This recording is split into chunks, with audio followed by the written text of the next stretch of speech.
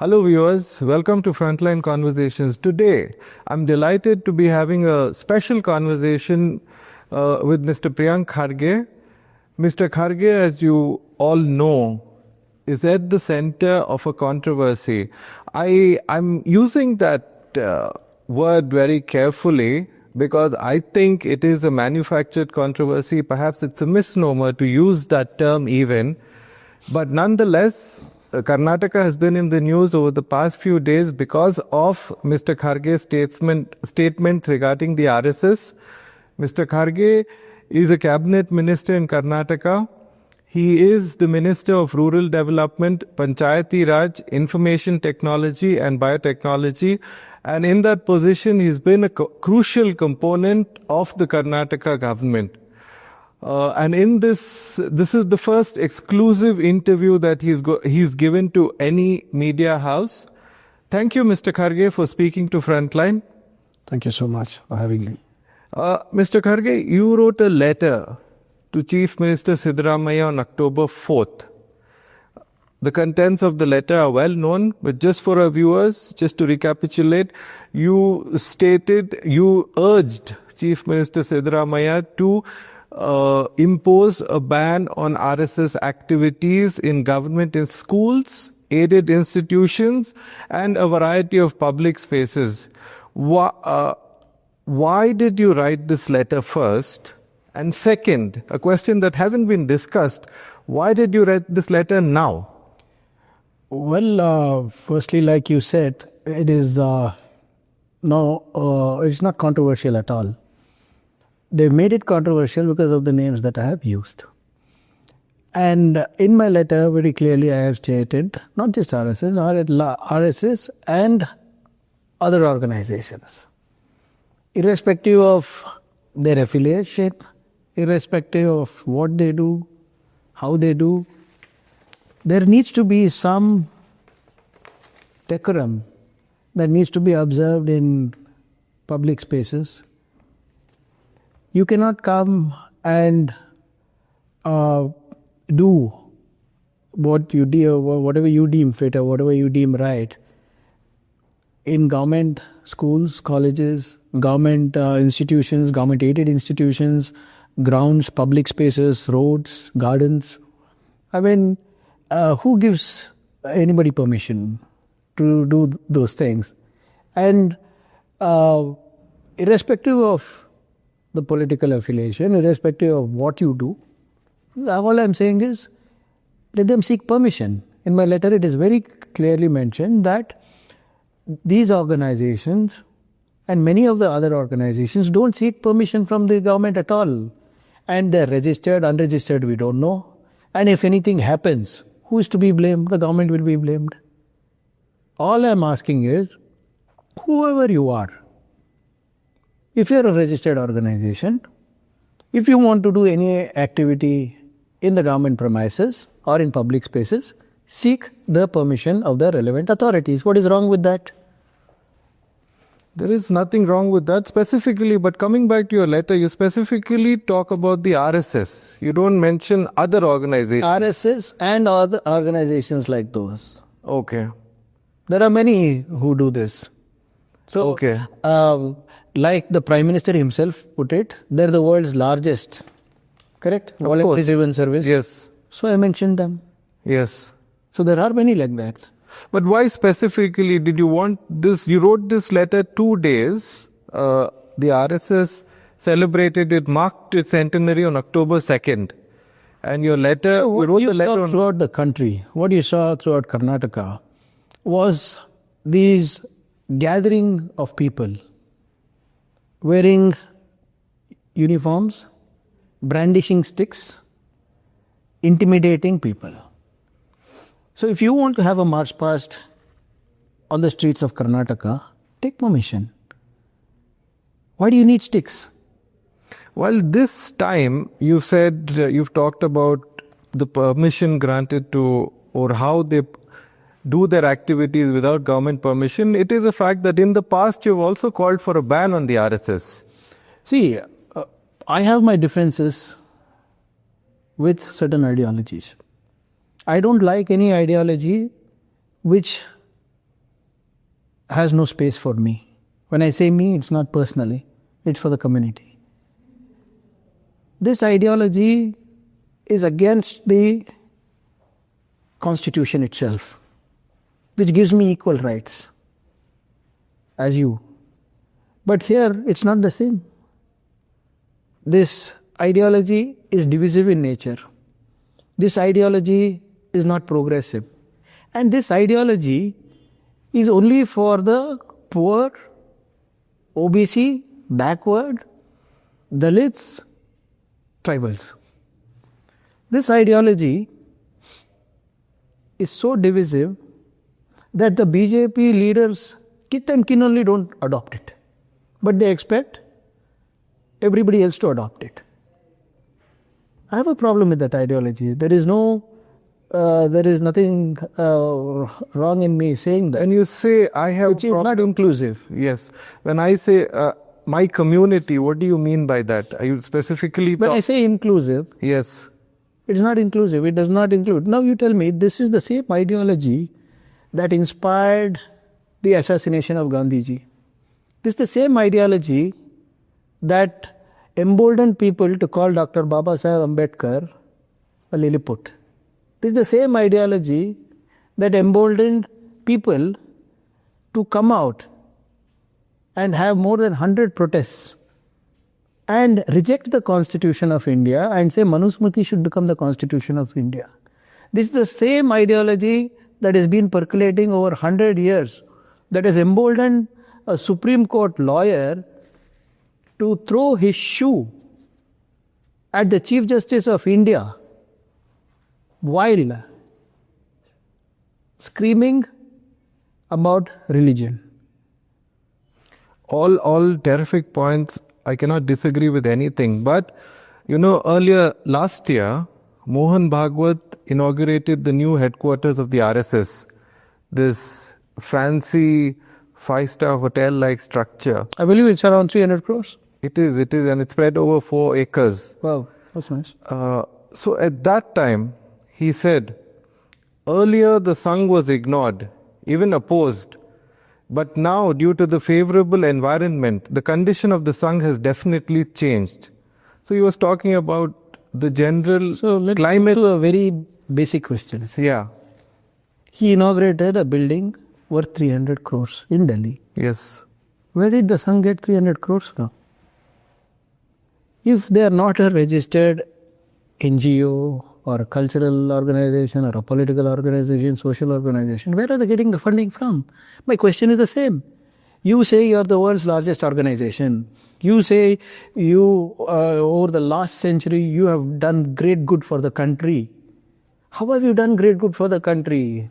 If I'm saying that I have helped people during famine, I have helped people during drought, I have helped people during the war, how have I helped? And where is that? What is the economics of that? Even if I need to go help people with a minimum medical kit or a clothing kit or a daily essential kit, I need money, right? Who's giving me? How is it that the RSS is able to construct 300 buildings, 300 crore building in Delhi? How is it that they're able to fund shakas? How is it they're able to fund their cadres? How is it they're able to fund schools? How is it they're able to fund other institutions? All valid questions. I'm just asking these valid questions. So you're talking about acceptance of Sangh. So what my question is, which I wanted to complete is, has the Congress sort of made a mistake? The RSS was banned thrice, as you very well know, but the ban was lifted at different points. If these questions have been asked of the Sangh over many, many decades, at different points these questions have been posed. Now I mentioned Mohan Bhagwat's comment because this seems to be the apogee of the RSS and its child and its political child. So did the Congress make a mistake by not banning it earlier, by not curbing its activities, by not probing and asking these questions more sharply earlier? See, what happens is Congress always has a large heart. Live and let live is the philosophy that we have been taught. All right.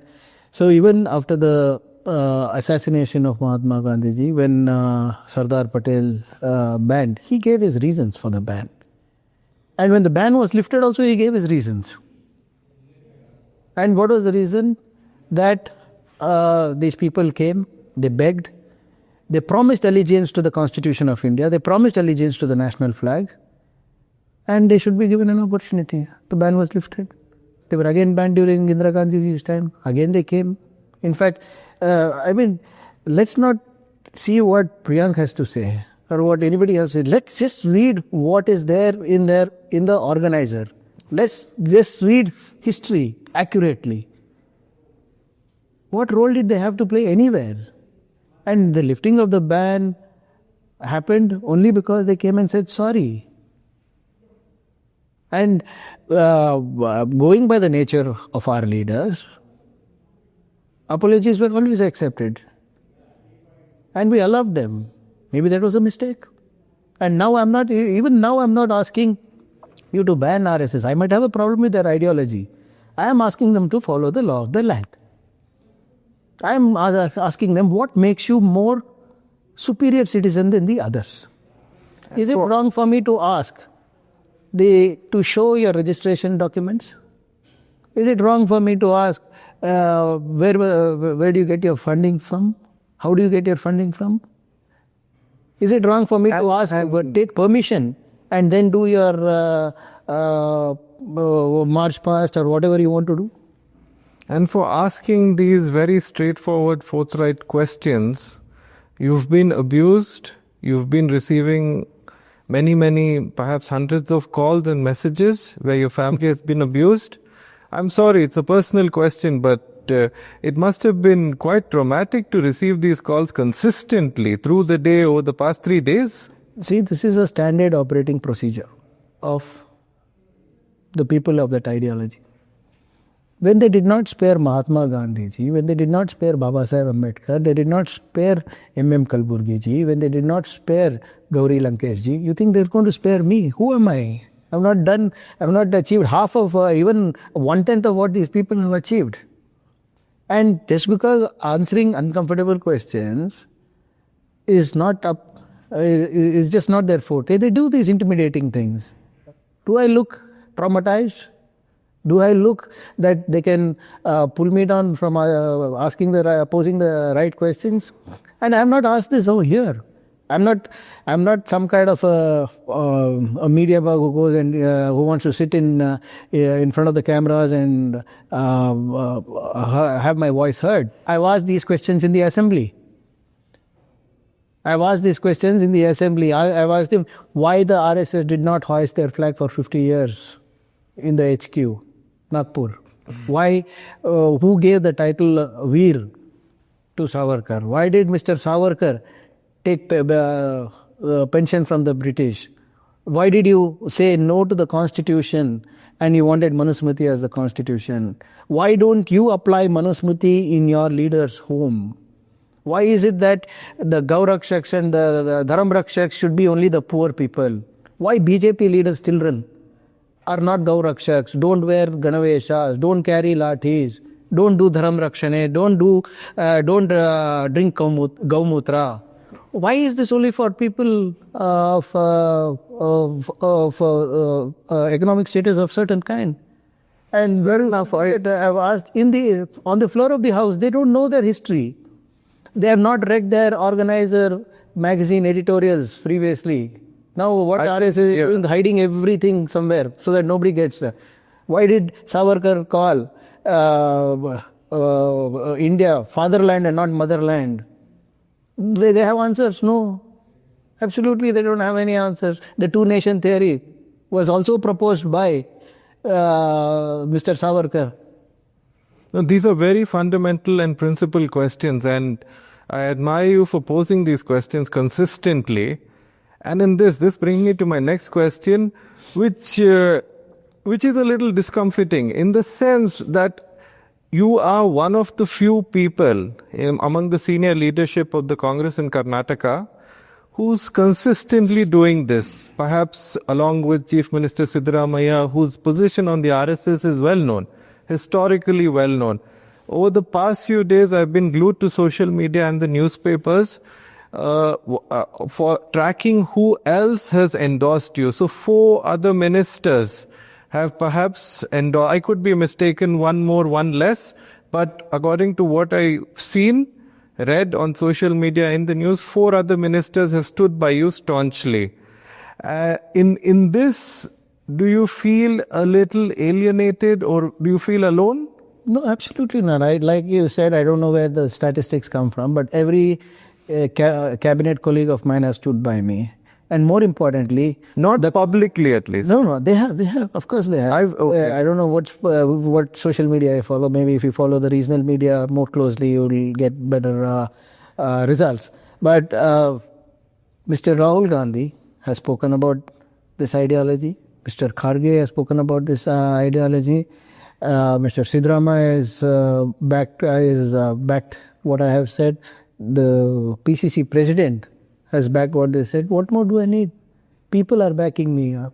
And when you say what? No, exactly. Yesterday when we took this decision of getting a government order, it was a cabinet decision. No, that cabinet decision is a partial triumph. I would read it as a partial triumph because it says organizations have to seek permission. It doesn't mention the RSS. It doesn't ban the RSS. When did I say I want RSS banned? I'm saying I want to restrict activities of these kinds by any organization in government premises, government schools, government grounds, public spaces, roads. I cannot pass an order for only one particular institution or anything. I've asked for restriction of such activities that the previous government has also asked. In 2013, the BJP government was in power. Mr. Jagdish Shettar was the Chief Minister at that time. He has issued orders through the Education Department saying that only educational activities will happen in educational institutions. And no applications should be submitted for any other things. So does that make BJP anti-RSS, anti-Hindu, anti-nationals? I'm just saying, look, that's a 2013 order. Let's get this revised and revived and make it a 2025 order. What is wrong with that? No, I mean, when you mention your party president, Mr. Rahul Gandhi, Mr. Mallikarjun Kharge, Chief Minister Siddaramaiah standing by you, I think this is where... My High Command standing by me. Yes, High Command. And when you said the cabinet note was passed, I mean, when the cabinet order was done, the government order is done, you're saying it's partial success. It's not about partial or full success. I'm not here I have better things to do than sit and govern how an organization works, functions or anything. I'm not interested in that. I'm just interested in building a very, very enlightened and empowered, economically empowered Karnataka. And any organization, any thought process that is against the progress of the state, that is against the progress of the disempowered people, I'm against that ideology. Radicalization of by anyone. No, I mean, I sort of I understand your point. It's a brave point to make, and the way you've stood by it. I've been elected for it. Yes. I've been elected to empower Karnataka. I've been elected to empower the disempowered people. I've been elected to ensure that Karnataka is the brightest economic engine, the fastest economic growing engine in India. No, I understand that. My best wishes for that. But why did I bring up the Congress support is because I've been reporting from Karnataka for a very long time. You've been active in Karnataka politics for a very long time. We know in certain parts of Karnataka and among certain politicians, there is great sympathy for the RSS. Let's take coastal Karnataka, for instance. On the day when your letter made it to social media, there was a very embarrassing report that an MLA, a Congress MLA from your own district, was allowing RSS activities to take place in Afzalpur. That is not his school. It's a private school where he is also one of the trustees. It's not run by him day to day. I apologize. No, that's okay. I mean, yeah. These people are extremely deep. This ideology is not understood by everyone. They indoctrinate at a very early stage. I mean, they catch hold of 6-year-old children, 7-year-old children, and then it's a brainwashing mechanism that happens over a period of time. So, whatever it is, so like you said, that in Karavali area or the coastal region, it's been there for a very long time. So that is why we need to change that. The Karavali region has immense potential, economic potential, and we need to ensure that it is there. See, earlier it was, just see how it is degenerated over the last 10-15 years. Earlier when it was a Congress belt, or where there were better ideologies that were flourishing there, the people progressed economically. People felt empowered. Now it is just all about communal venom being spilt all over by certain sections of the society. And who are the victims? Who are the victims? The victims are all people belonging to the bottom of the pyramid. No, to go back to a statement that you made, the Congress is large-hearted. So the kind of ideological clarity that you possess and a few of your colleagues possess is not shared by everyone. So they try to, if, for example, say you're getting these abusive calls, right, a series of abusive calls, if severe action perhaps is taken under the relevant provisions of the Bharatiya Nyaya Samhiti and the IT Act, that will work as a deterrent. On the contrary, for example, in Karnataka, over the past 2.5 years, we've seen people who falsely being accused for raising pro-Pakistan slogans. Even though it was disproved by many people, any procession in favor of Palestine in Gaza has been prevented. So there are small incidents like that have taken place, whereas the Hindu right wing has been allowed to get away. You have taken a bold step. I acknowledge that. I concede that. I'm coming towards the end of my interview. One question, yesterday, which is October 16th, you wrote a letter again about government servants who are participating in RSS activities. Action should be taken against them.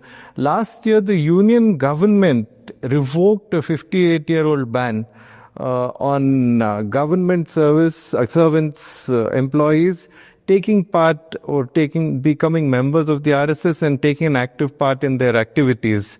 What do you have to say about this? It's a good thing that the central government did that. Now I can identify who those people are. Number one. Number two, if you want to work in the government of Karnataka as a government employee, you have to follow the state rules, service conduct rules, which clearly states that you should not be affiliated to political parties or associations of political parties or sympathizers and etc. And yes, there has been a lapse from state. We just allow, when we issue an order, we issue service conduct rules, we think that it will be followed because that's what they're duty bound to do.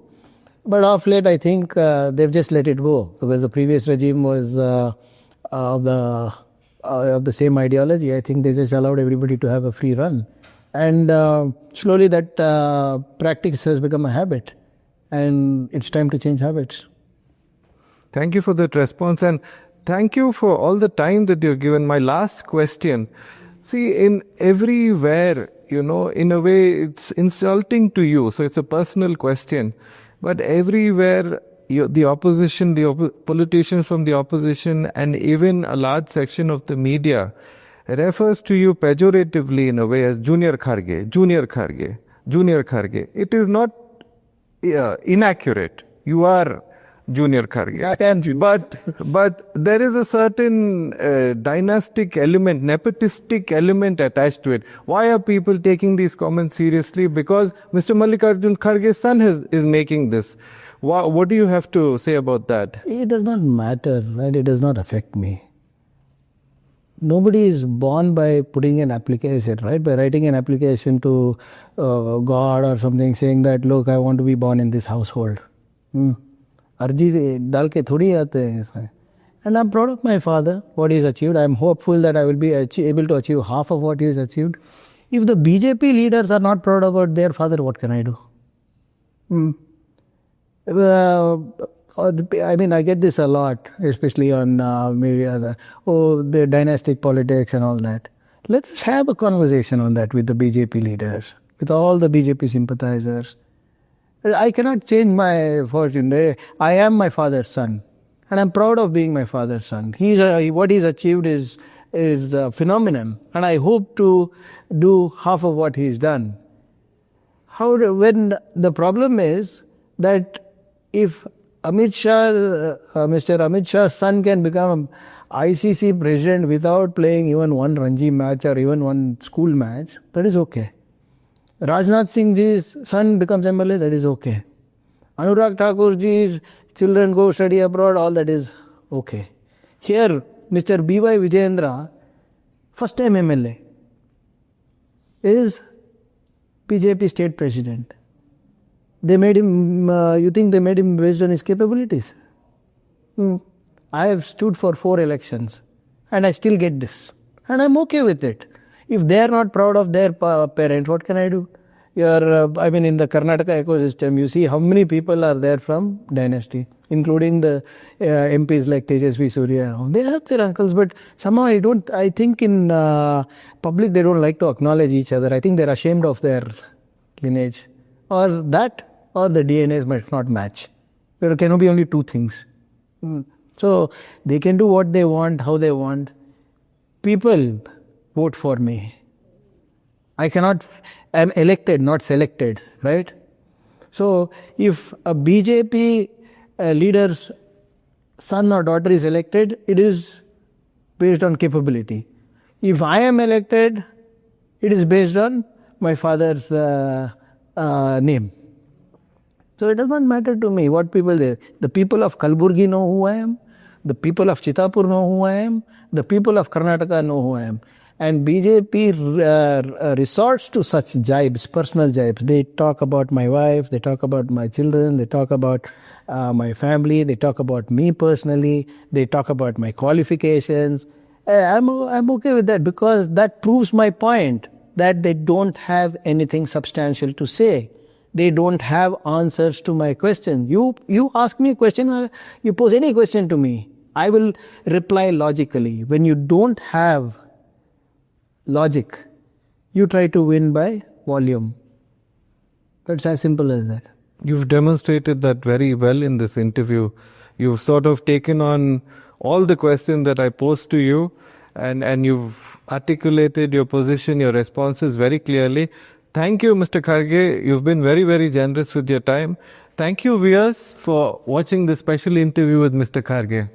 Thank you so much.